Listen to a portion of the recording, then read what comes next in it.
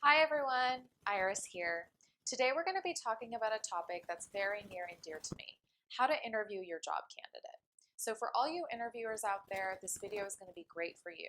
But for the job candidate, this will be a great watch anyway to get a sneak peek on what happens on the other side of the seat. I can't tell you how many candidates I've lost because a hiring manager has spent zero time preparing, or how many recruiters I've seen lose a great candidate because they didn't properly set the interview up for success.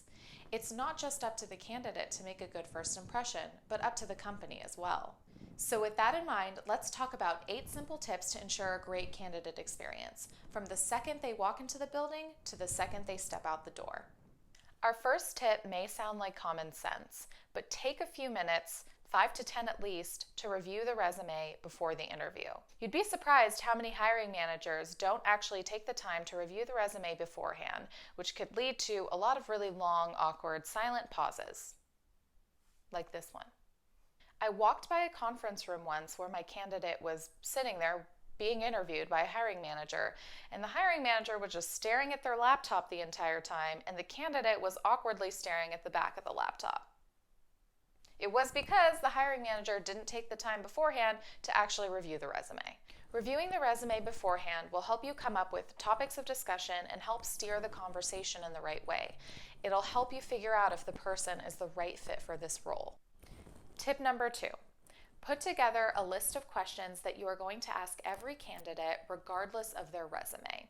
These questions should be directly tied to the skills and responsibilities for the role.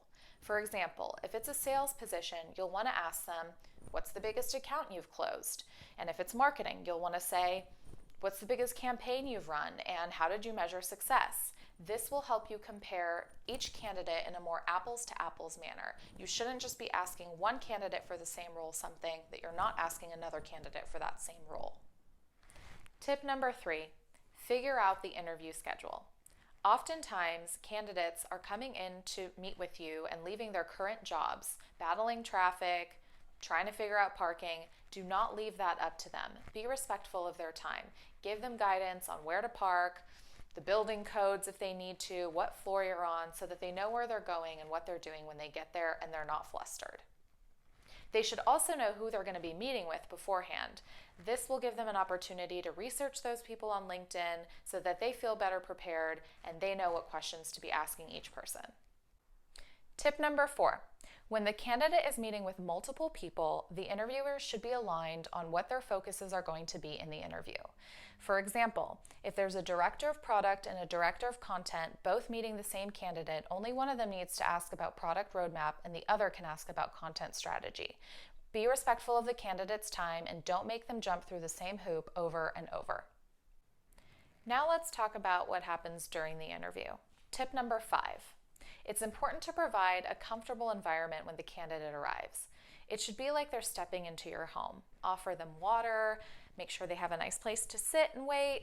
You don't want them wondering what that nasty smell is that someone microwaved for lunch earlier or why they're sitting in a storage room. Keep it clean and keep it professional so the candidate isn't wondering what the rest of the office looks like. Tip number 6, always get an answer to your question. I've talked to hiring managers and interviewers after the interview, and they'll say to me, I really liked them, but I don't know if they'd be really good at task X or problem Y. This is the mistake of the interviewer for settling for an unclear or ambiguous answer. It's not uncommon for candidates to not answer the question fully.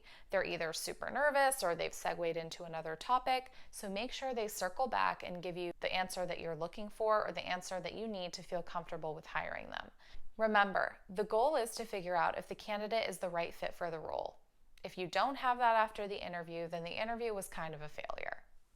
Tip number 7, give the candidate some time to ask some questions. They'll need to feel comfortable with this role, so you'll want to make sure that you iron out any questions or concerns that they may have. Also, pay attention to the questions that the candidate asks. For example, if a candidate is asking about their future growth at the company, then they're probably really interested in their development and a promotion, which is not a bad thing if the company can provide that.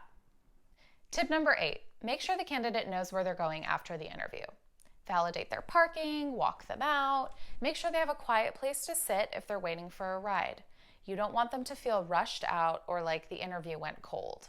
If you do all this correctly, your candidate will be very impressed with the professionalism and get them really excited about the potential to work at your company.